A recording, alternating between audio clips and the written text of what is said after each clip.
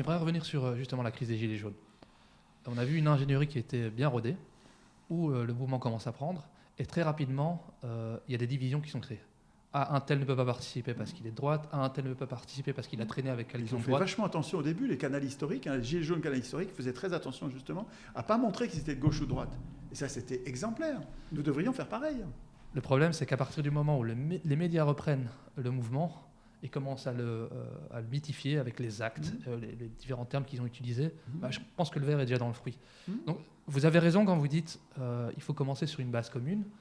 Le problème, c'est qu'on est fort divisé. Et comment on arrive justement à une union Est-ce qu'on attend la providence Est-ce que... Non, mais Mais on revient de nouveau à l'époque. Vous allez revenir. Et là, on est dans un espèce de cocon qui est moyen, mais qui convient. Donc, très peu de personnes vont prendre un vrai risque de changer de monde, de risquer des choses à rapport au système, parce que le système, comme on l'a dit, ne rigole pas, il nous rentre dedans. Donc, effectivement, pour faire une alliance générale, c'est très compliqué, parce que l'individu, en lui-même, avec ses petits acquis, son petit confort, se maintient, et il va pas prendre ces risques-là. Et c'est pour ça que je parlais des époques. Je pense qu'à d'autres époques, peut-être qu'il y avait peut-être aussi, je ne sais pas si on peut l'appeler comme ça, mais une grandeur d'âme ou un sens d'une noblesse ou je ne sais pas, quelque chose de... Il ne faut pas oublier qu'on a aussi éradiqué tout le sens de ce qu'est un homme ou une femme, même d'ailleurs dans l'époque où nous vivons, et qu'on a enlevé toute idée de valeur, de clan, de fierté, qu'elle soit nationale, qu'elle soit familiale, enfin tout ce qu'on parle, c'est ce qui se passe en ce moment dans le monde, et ça ne date pas d'hier. Et je pense que ça a atténué vraiment au sens noble et au sens beau, le sens du combat. Et quelle que soit l'idée qui regroupe un maximum de gens, on n'y arrive pas parce que déjà ça c'est déjà cassé. Et la société, enfin le système en face de nous s'y applique et y arrive, quoi. Et ça c'est compliqué. Je trouve que chez les Gilets jaunes, il y avait, qui étaient des gens tout simples, il y avait plein de valeurs, d'honneur. Je trouve que je retrouve chez les gens normaux, comme Orwell, qui parlait d'essence commune, je retrouve des valeurs tout à fait remarquables, admirables et consubstantielles finalement de l'espèce humaine. Je les retrouve, et c'est vrai que la télé nous individualise, la télé des riches, la télé prise en contrôle par les marchands, nous rend plus matérialistes, nous rend plus égoïstes, nous rend plus cyniques, indifférents au malheur d'autrui, nous raconte les pires bobards. Et nous avons, ça c'est vrai, une grande vulnérabilité bobard. Notre espèce est très très très vulnérable aux bobards et très portée à la division et à la zizanie. C'est-à-dire qu'en fait, c'est lié. Dès qu'une rumeur touche quelqu'un, nous y croyons comme si c'était vrai. Donc c'est encore cette vulnérabilité au bobard qui fait que nous en rajoutons sur les divisions, sur la zizanie. On est très exposé à la zizanie. Mais c'est lié à notre vulnérabilité, notre crédulité par rapport au bobard. Et ça se soigne, ça. Il me semble que la liberté d'expression et le pluralisme, précisément, sont des antidotes à cette vulnérabilité. Et le fait que les médias aient été achetés par les riches, concentrés par les riches, et finalement deviennent très homogènes, le fait que les médias deviennent très homogènes en ne publiant plus qu'une doxa et en diabolisant les dissidents de la doxa, ceux qui ne sont pas d'accord, c'est une catastrophe au sens où ça aggrave notre vulnérabilité au bobard. C'est-à-dire que pour résister au bobard, il est bon d'avoir vu non seulement un point de vue, mais son contraire. Et il est bon d'avoir vu la mise en scène des conflits, disaient les Athéniens. C'est super important, la mise en scène des conflits. C'est un des piliers d'une démocratie digne de ce nom. La démocratie, c'est un régime qui met en scène les conflits. À Athènes, c'était la tragédie qui permettait de caricaturer le bien, la lutte entre le bien et le mal, et ça servait d'éducation populaire, en fait. Formation politique des citoyens était faite par la tragédie, et puis par la mise en scène qu'il y avait à l'Ecclésia. Donc, à l'Assemblée, comme je vous disais, les tirés au sort avaient préparé les lois, et ensuite, ils venaient devant l'Ecclésia, donc l'Ecclésia, c'était l'Assemblée des citoyens, et les tirés au sort venaient défendre leur point de vue, donc ceux qui étaient pour la loi venaient dire pourquoi ils étaient pour, et puis ceux qui étaient contre venaient expliquer pourquoi. Mais c'est très important, il y avait une mise en scène des conflits. Et ça vous rend moins vulnérable au bobard d'avoir vu le critique du bobard, vous voyez, celui qui vient critiquer le bobardeur en public devant tout le monde, il rend un immense service à l'ensemble de la société. Donc l'enjeu médiatique, il est très très très important au sens où nous devrions avoir des institutions qui interdisent absolument l'acquisition d'un média. Voilà. Si vous êtes riche, ça ne vous donne pas le moyen d'acheter un média parce que c'est interdit. De la même manière que nous interdisons aux juges d'être achetés par les riches, j'imagine que si vous réfléchissez, est-ce que vous êtes d'accord pour que les juges soient achetés par les riches et que les riches aient leurs juges qu'ils aient bien payés? J'imagine que vous allez être contre. Vous voyez bien le problème que ça pose que les riches achètent les juges. Et ben c'est pareil avec les journalistes. Voilà. Les journalistes ne devraient pas pouvoir être achetés par qui que ce soit.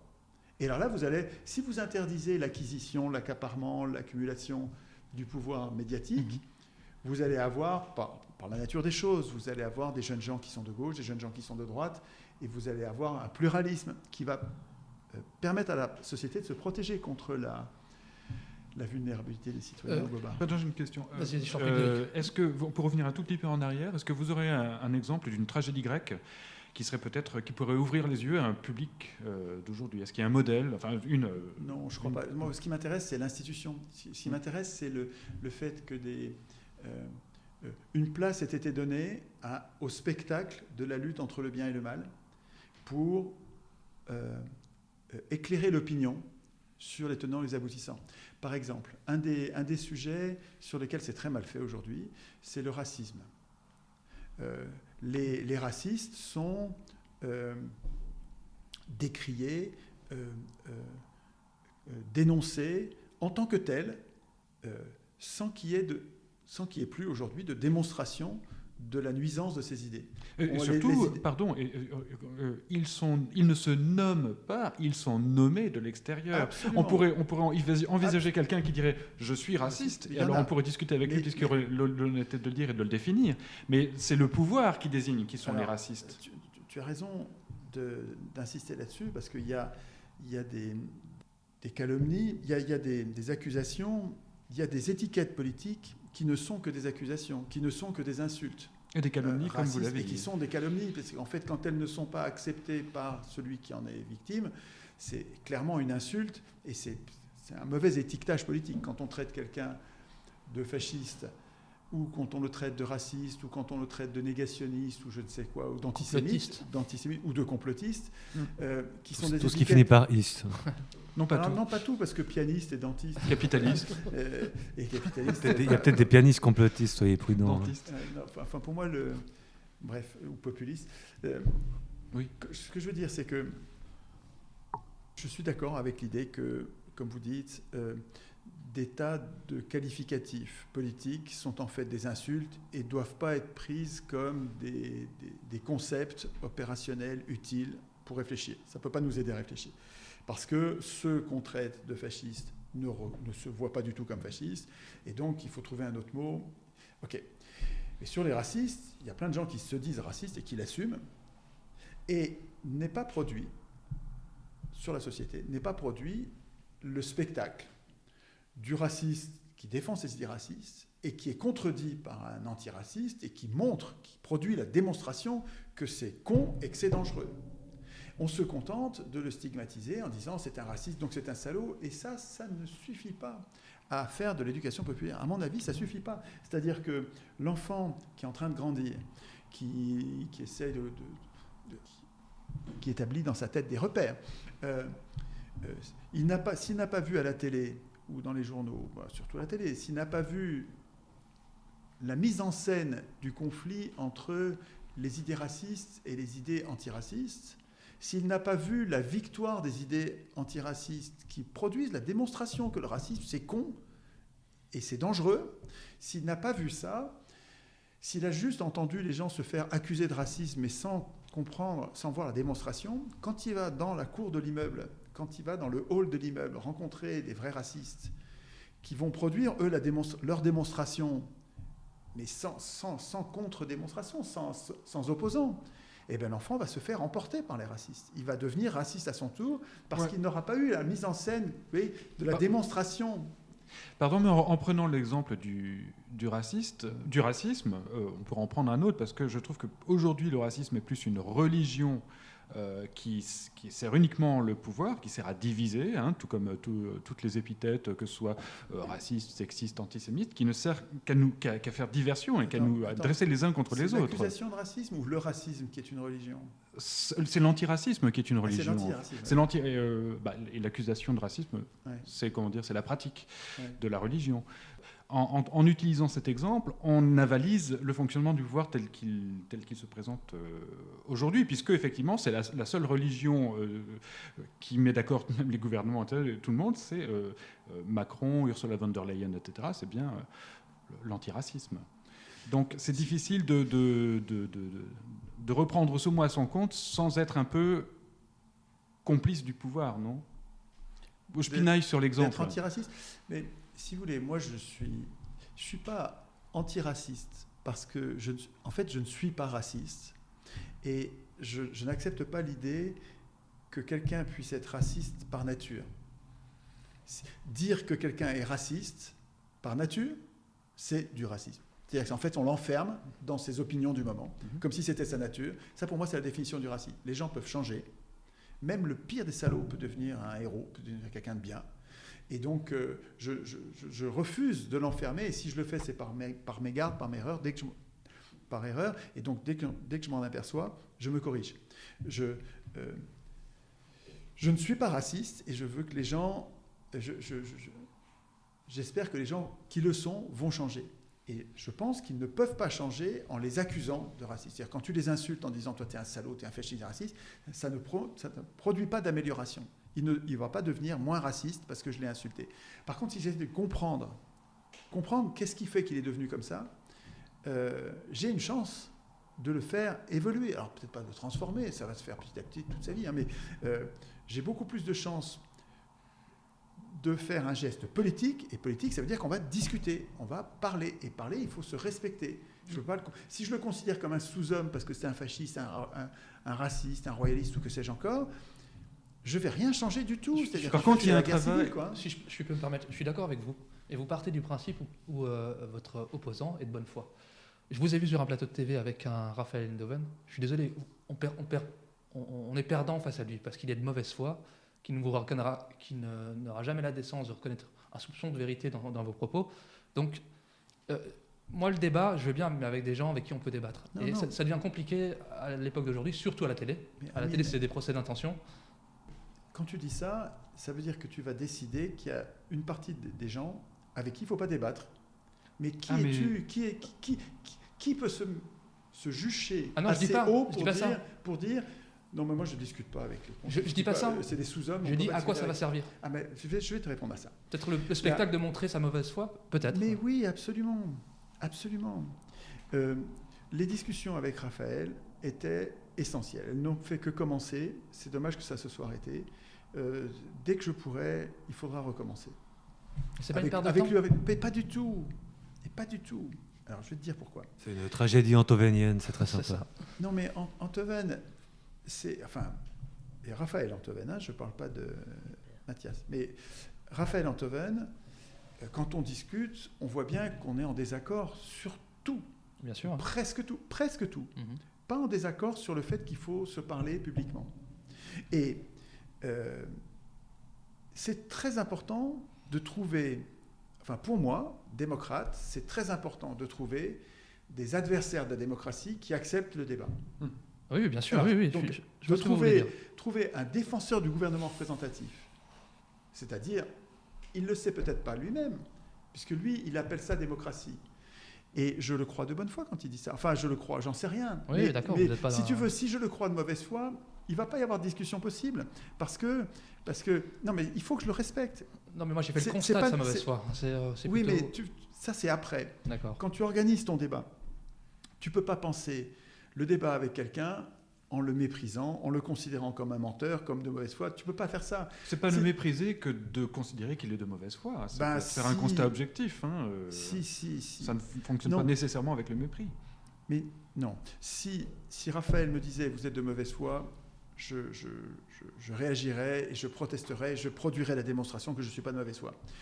C'est très dur pour quelqu'un d'admettre qu'il est de mauvaise foi et ça ne permet pas la discussion. Or, cette discussion, écoutez bien, elle n'a pas d'intérêt que pour les deux personnes qui discutent, évidemment. Il s'agit d'une mise en scène des conflits qui sert à produire le spectacle d'une contradiction. D'accord. Et en fait, c'est ce spectacle qui va permettre à une conscience de progresser parmi les spectateurs, pas parmi les discutants.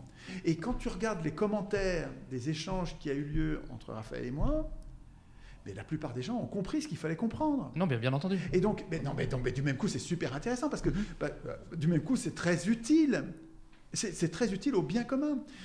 Non pas parce que j'ai réussi à convaincre Raphaël, non pas parce que Raphaël a réussi à me convaincre, mais parce que Raphaël n'a pas réussi, en tout cas de ce que j'ai vu moi pour l'instant, n'a pas réussi à produire la démonstration qu'il cherchait à produire, c'est-à-dire que j'étais un dangereux personnage. Oui, bien sûr. Et donc, si tu veux, en plus, nous n'avons eu que 2 échanges. Pour moi, il aurait fallu que nous en ayons 20. C'est courageux. Oui, mais non, mais vous comprenez pas que ça aurait pas été. Non, mais bien sûr, ça aurait beaucoup changé. Est-ce qu'il est prêt pour un 3e? Mais oui. Enfin, après l'affaire du média, il a dit on n'en parle plus. Donc il va falloir que du temps se passe un peu et peut-être qu'il n'y arrivera pas. Mais je pense que Raphaël est une des personnes qui est capable de faire ça. Il est capable de soutenir cette joute. Mais les premières joutes que nous avons eues ensemble, il avait tellement peur. C'est marrant ça quand même, parce qu'il a toute la puissance, il est invité sur tous les plateaux, il a parole unique, il est très entraîné à ce genre de joute. Et pourtant, souvenez-vous du premier échange qu'on a eu ensemble, il avait préparé son texte, il l'avait écrit, comme on écrit une chronique. Mm-hmm.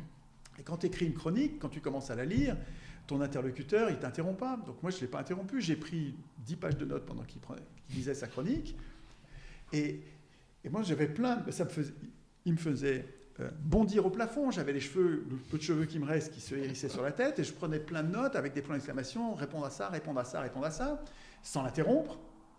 Et après ça, quand c'est venu à mon tour de lui répondre, première objection, je commence à répondre, et hop, aussitôt, il reprend la parole, et j'ai pas pu du tout expliquer mes différentes objections, puisque ma façon de faire est différente, puisque au lieu de préparer tout par écrit avec un texte que je débite et qu'on me laisse débiter, puisque je l'ai préparé, au lieu de faire ça, moi, j'improvise, je préfère le ping-pong.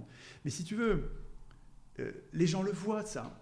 Le spectacle qui est produit, alors ils ne voient pas tout d'ailleurs, hein. Il y a des gens qui disent c'est peine perdue, on n'y arrivera jamais. Mais je ne crois pas ça du tout. Je pense que Raphaël avait peur pour cette première fois. La deuxième fois, il avait moins peur, il avait moins préparé, et c'était mieux. Et je pense que ça aurait été de mieux en mieux. À force de se connaître, on n'aurait plus eu si tu veux, il avait tout un paquet de trucs à me dire. Oui. Lors de la première réunion. Moi, souvent, ça fait le coup, hein, quand je découvre un groupe pour la première fois. Je parle tout le temps, parce que j'ai tellement de choses à dire pour que les sachiez qui je suis, quoi, qu'on puisse comprendre que je prends plein de place au début, et puis après ça se normalise, ça y est, on a mis en place, on va pouvoir mettre en place un ping-pong avec une... Et je suis sûr que les discussions auraient pu être beaucoup plus riches petit à petit et utiles, surtout utiles, parce qu'on aurait pris point par point au lieu de tout mélanger comme au début. Donc si je comprends bien, on va devoir vous recevoir 20 fois avant qu'on puisse articuler quelque chose de concret. Non, très de présentis, je crois que Simon va intervenir. Oui, justement. moi je voulais en fait revenir sur ce que je dirais le momentum historique pour espérer éventuellement une grande bascule au niveau de la population. Actuellement, nous sommes, je dirais, de nouveau dans les prémices d'une nouvelle crise, d'abord sur la planète finance, qui peut aboutir évidemment à un effondrement économique. N'est-ce pas justement le moment idéal, puisque la crise des Gilets jaunes, c'était déjà les prémices quelque part de cette crise, qui a réussi, disons, à être contrecarrée par l'événement Covid. Et l'événement Covid a permis justement aux banques centrales de déverser de nouveau de l'argent en masse pour sauver le système. Et actuellement, on arrive... C'est la dernière fois que je dirais que que l'oligarchie a pu sauver sa tête, mais peut-être que là, on arrive maintenant vraiment à la fin des fins et que ça permettrait aux gens de prendre conscience du système. Je pense que, en fait, l'oligarchie financière a très peur d'une chose, c'est de la révolte populaire.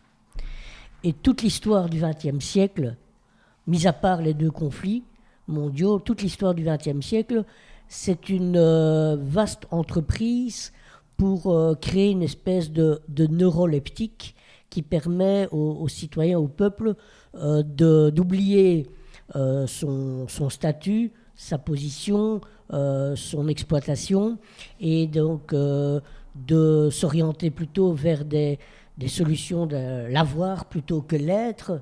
Et donc, toute la politique de consumérisme, toute l'ingénierie sociale qui est venue avec cela, je pense à Édouard Bernays, qui est le père du marketing politique et commercial, tout cela a été inspiré pour éviter justement les révoltes populaires. Mais on arrive finalement à la fin des fins et le Covid a permis de faire peur. Mais aujourd'hui, on se rend compte que c'est un avatar, enfin c'est comment dirais-je, une imposture. Les gens commencent à se rendre compte que tout ça était faux, et on arrive vraiment à un momentum. Et je me demande si c'est pas maintenant qu'il faut commencer à intervenir auprès des citoyens et en partant de l'économique pour aller vers le politique, vers la représentation des choses. Moi, je ne partirais pas de l'économie, je partirais de la politique, parce que pour moi, la monnaie, c'est politique, c'est pas économique. Ça va avoir des implications économiques majeures, mais c'est politique, et c'est parce que c'est pour l'instant pas politique, c'est parce que la monnaie est présentée comme un outil technique, économique, qu'il est confisqués par des experts et nous interdisent pratiquement toutes les alternatives que nous imaginons. Il suffit de nous dire « mais monsieur, comment allez-vous financer ?» et on se débarrasse de nous sans même argumenter davantage. Donc ce dont je vous parlerai ce soir sur la monnaie, je pense que c'est un levier d'émancipation absolument majeur que nous ne traitons pas comme il faut pour l'instant. Sur le fait que l'oligarchie a très peur des mouvements populaires, certainement, qu'elle met tout en place pour conditionner la population, pour la dissuader de se révolter, bien sûr. L'école républicaine a été la première des machines à broyer les rebelles, hein, et à faire des humains du bétail consentant. Les consignes qui étaient données pendant la Troisième République aux instituteurs, les hussards noirs de la République, les consignes qui étaient données par les inspecteurs aux instituteurs étaient d'entretenir le respect de l'ordre social, la soumission, l'obéissance, toutes sortes de qualités qui ne sont pas celles du citoyen, hein, qui sont celles de l'électeur. Et ça, vous avez raison, aggravé avec les techniques de manipulation de l'opinion à partir de Bernays et toute la clique des managers là, et des menteurs.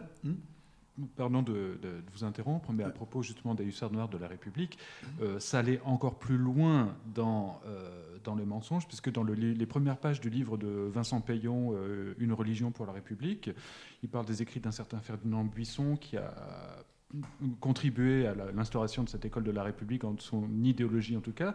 Il parle carrément il dit diviniser l'humain. Or, comment dire, c'est un mensonge. C'est Ferdinand Buisson? C'est Vincent Payon qui reprend la pensée de Ferdinand ou Fernand Buisson, je ne suis plus tout à fait sûr, mais dans cette mystique de la laïcité, il y a un miroir aux alouettes qui est de donner aux citoyens un pouvoir imaginaire et qui est carrément qui se prétend de nature divine. C'est un leurre, à mon avis, de la part du pouvoir institutionnel. Oui, bien sûr. En fait, quand je disais nous sommes vulnérables au bobard, c'est une façon un peu amusante, parce qu'il y a un mot d'argot dedans, mais c'est très important. Hein. Sur le plan anthropologique, notre espèce humaine est très très très sensible aux discours, aux histoires. Nous aimons qu'on nous raconte des histoires, et c'est notre grande différence avec les animaux, nous expliquent les anthropologues, c'est que nous arrivons à faire des bandes de plus de 100 personnes parce qu'en racontant des histoires. En racontant des histoires, nous arrivons à faire des armées considérables, des centaines de milliers de personnes, ce que n'arrivent pas à faire les animaux, parce qu'il n'y a pas cette histoire, il n'y a pas cette aptitude à raconter des histoires et cette vulnérabilité, ce goût des histoires que nous avons. Donc, parce que nous savons nous raconter des histoires et parce que nous aimons qu'on nous en raconte, nous arrivons à faire des bandes énormes. Donc ça, c'est anthropologique, c'est quasiment consubstantiel de notre. Et donc, les humains, les dominants, donc les grands singes alpha, les grands mâles dominants qui veulent tout décider à la place des autres, ont compris ça depuis longtemps et baratinent la population pour obtenir leur accord et pour les entraîner ou les assoupir suivant le cas. Et donc, l'idée démocratique permet de résister à ça. L'idée démocratique, c'est-à-dire d'organiser la mise en scène des conflits, d'imposer par la procédure du tirage au sort l'amateurisme politique.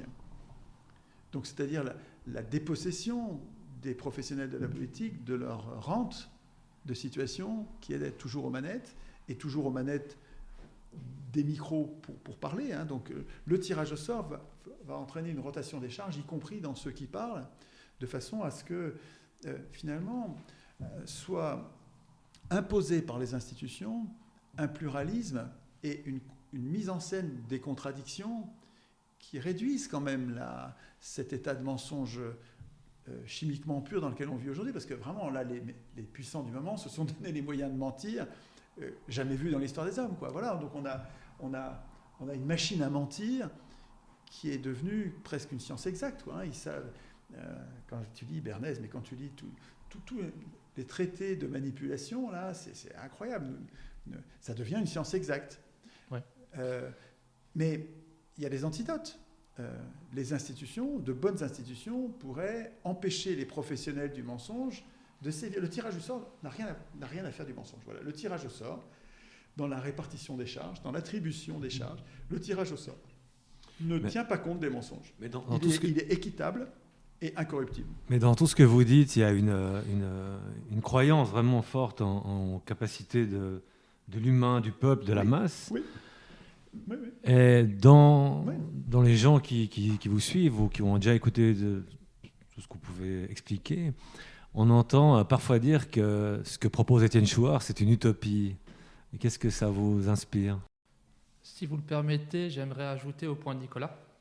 Et avant de rentrer dans l'utopie, j'aurais d'autres points que j'aimerais qu'on éclaircisse avant qu'on termine cette émission. Donc, plus tôt, vous nous avez parlé de la société athénienne. Réelle démocratie directe, qui a duré 200 ans. À ça, j'ai envie de vous opposer la société égyptienne, donc une société traditionnelle aristocratique, qui, elle, a duré 5000 ans. Donc, d'un point de vue du temps historique, il me semble que la société aristocratique égyptienne a fait ses preuves. Ça, c'est une chose.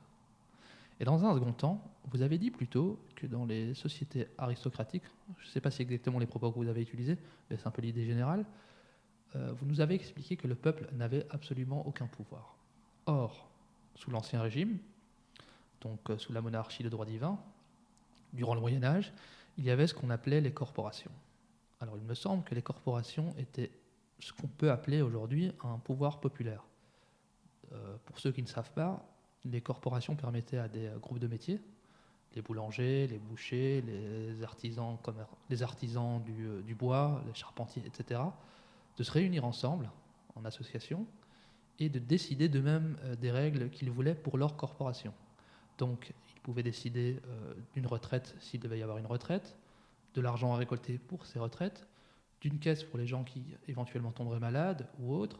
Bref, ils avaient un pouvoir réel qui leur permettait, en tant que corporation, de s'autoréguler, de décider de la manière dont ils voulaient fonctionner, et ils avaient aussi la possibilité de discuter des décisions qu'ils avaient prises avec les pouvoirs au-dessus d'eux.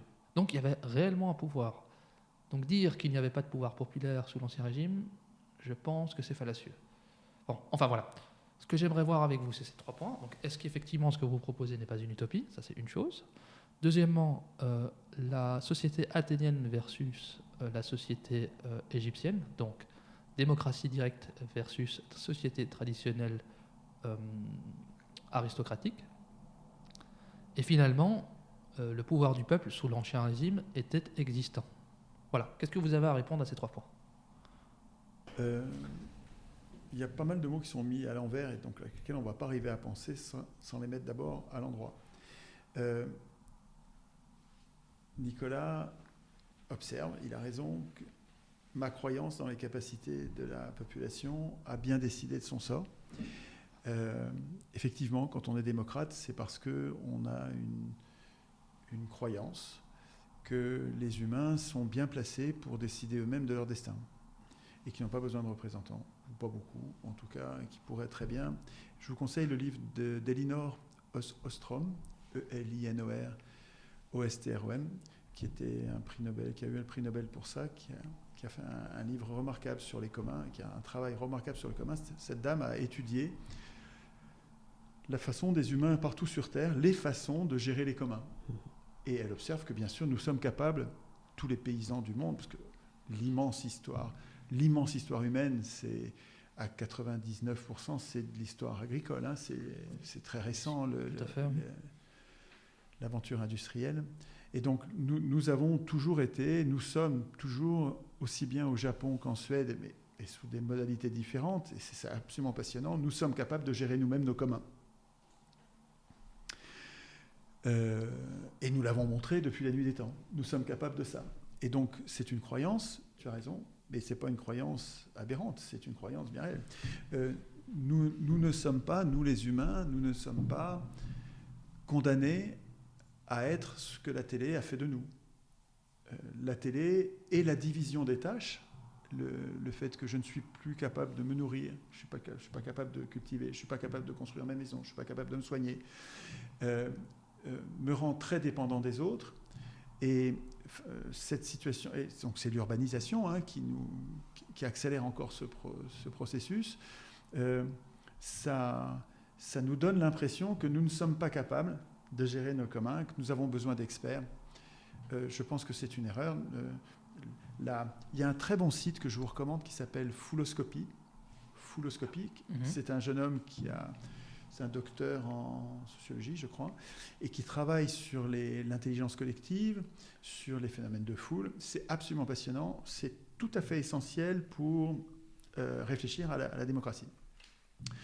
Et le dernier que j'ai regardé, la semaine dernière, sa dernière vidéo insistait sur cette expérience étonnante, ces expériences étonnantes, parce qu'on en a plein, où une foule consultée sur un sujet très technique, le poids d'un bœuf ou la hauteur d'une tour, les tours du 11 septembre, enfin sur une tour, la hauteur d'une tour, une foule commet plein d'erreurs, tout le monde se trompe,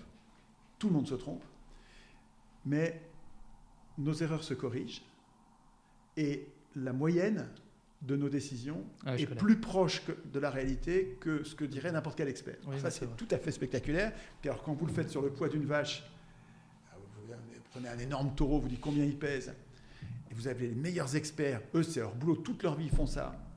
Ils sont plus loin de la réalité, mais beaucoup plus loin de la réalité que ce que dit la foule. Ça, c'est voilà, un exemple de ce que... En fait, quand tu dis une utopie, c'est un mot à double sens. Que veux-tu dire? Pour plein de gens, une utopie, c'est quelque chose d'impossible. Alors qu'une utopie, tu peux considérer ça comme quelque chose qui n'a pas encore été essayé. Aussi, oui. Et je crois que c'est Victor Hugo, en tout cas, on a dit que les utopies d'aujourd'hui étaient les réalités de demain. C'est-à-dire, en fait, ça... Et il y a cette jolie formule de Victor Hugo qui a dit que ce qu'il y a de plus fort que toutes les armées du monde, c'est une idée dont le temps est venu. Et donc, si tu veux, moi, ça ne me gêne pas. Les utopies sont ce qu'il nous faut progresser. Il y a eu des milliers d'années pendant lesquelles c'était une utopie que l'esclavage disparaisse. Et puis, bon, il n'a pas disparu, il est encore, mais il régresse. Non, il y a quand même des libertés on a quand même conquis des libertés qu'on n'avait pas autrefois. On peut citer aussi ça Bukowski. Le salariat, mais on peut citer Bukowski qui disait que l'esclavage n'a pas disparu, il a juste été étendu au plus grand nombre. Voilà. Bon, je crois que je préfère être dans mon état d'esclave actuel que dans celui du mineur enchaîné. Bien entendu, à Rome. Il y a quelques améliorations, c'est plus confortable. Les mineurs. Il y a plusieurs exemples extrêmes, mais un exemple extrême aujourd'hui, ça serait salarié dans un entrepôt d'Amazon. Ils ne sont pas enchaînés, mais c'est tout comme. Et en plus, il y a une... C'est pas tout comme. C'est-à-dire que quand tu es vraiment enchaîné et que tu as juste de quoi bouffer, enfin tu lis Spartacus, tu vas voir que non, il vaut mieux être employé chez Amazon, il ne faut pas déconner. Il me semble, je préférais, à choisir, je préférais plutôt qu'être enchaîné à la mine et plus jamais voir le soleil de ma vie. C'est-à-dire, je suis enchaîné, puis je mourrai en bas à creuser les pierres pour que les riches aient leurs diamants. Et toute ma vie, je préfère être employé chez Amazon. Oui, mais c'était peut-être l'esclave enchaîné, c'était peut-être l'employé d'Amazon de l'époque, sans faire de comparaison entre avant et aujourd'hui. Justement, je trouve que la comparaison oublie que les humains ont lutté pour s'émanciper, que ça va lentement. Ok, c'est vrai que ça va lentement, que c'est pas fini, qu'on a beaucoup régressé avec le capitalisme.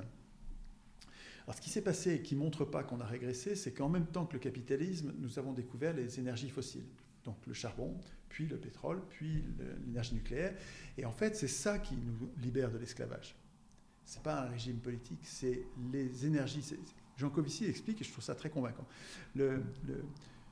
c'est quand nous avons découvert les énergies fossiles que nous avons pu mettre en place des esclaves de fer qui ont rendu inutiles les esclaves de chair.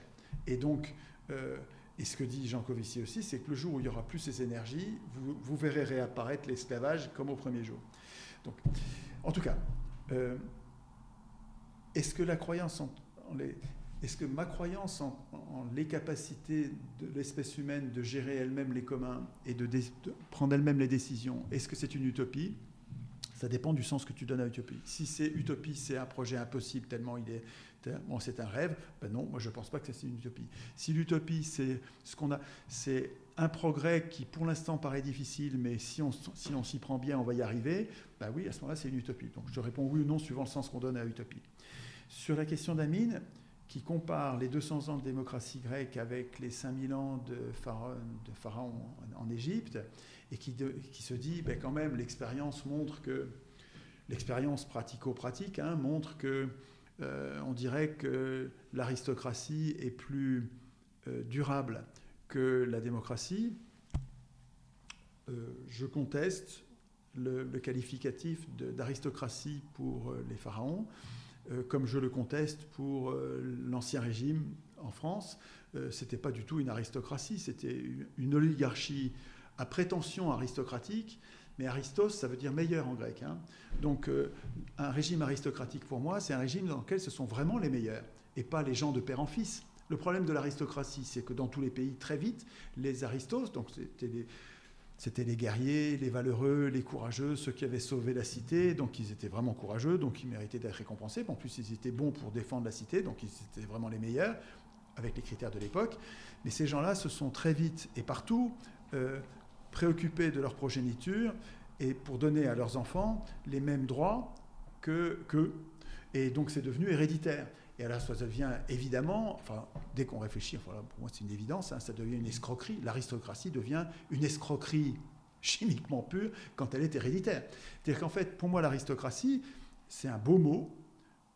Alors je ne pense pas à je pense pas à l'aristocratie réelle, observée, historique, qui pour moi n'est pas une aristocratie, qui est une imposture. L'aristocratie de l'Ancien Régime, c'est une imposture, c'est des oisifs, c'est des privilégiés oisifs qui avaient pris le pouvoir et l'ont gardé par les armes. Mais une vraie aristocratie, donc un régime dans lequel nous choisirions les meilleurs et nous les virerions quand nous considérons que ce ne sont plus les meilleurs pour mettre de nouveaux meilleurs à la place, ce régime-là serait tout à fait bon. Enfin, meilleur, probablement meilleur à mon avis que la démocratie.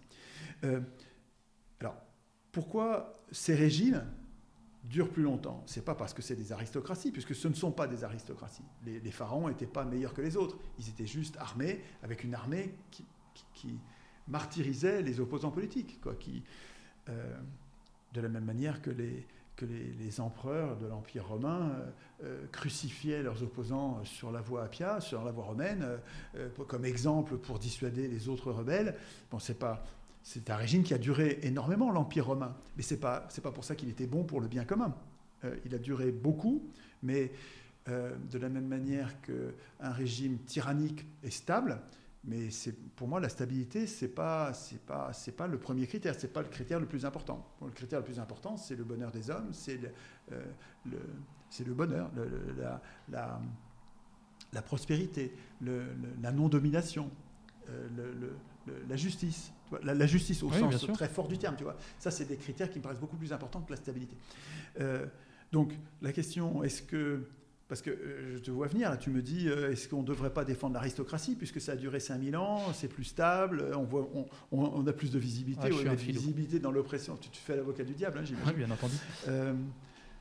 Et tu me disais, et tu avais raison, hein, quand tu disais, bon, il y a eu l'Ancien Régime avec un roi, mais il y avait quand même un pouvoir du peuple. Tu as vraiment raison, il y avait une démocratie locale. C'est-à-dire que c'est vrai que les seigneurs prenaient un impôt aux villageois, les seigneurs venaient prendre des hommes pour aller faire la guerre, mais les villageois, dans l'Ancien Régime, votaient leurs lois à main levée. C'est beaucoup plus démocrate qu'aujourd'hui. Les villages dans l'Ancien Régime avaient plus de pouvoir démocratique. Alors pas sur tout, mais sur les communs, la gestion des terres, la gestion de l'eau, tout ça, c'était... Et puis tu as raison de parler des corporations qui ont été détruites par les marchands, qui étaient une organisation. Il y avait une sécurité sociale dans l'Ancien Régime. Les corporations, il y avait une retraite, un chômage, assurance maladie. On s'occupait de celui qui avait perdu une jambe ou perdu une main en travaillant. Oui, il y avait des choses bien dans l'Ancien Régime, évidemment, et l'Ancien Régime a été noirci par les révolutionnaires marchands qui ont évidemment, comme font tous les révolutionnaires, hein, ils calomnient le régime précédent. Ils sont partout, ces marchands, hein, depuis longtemps.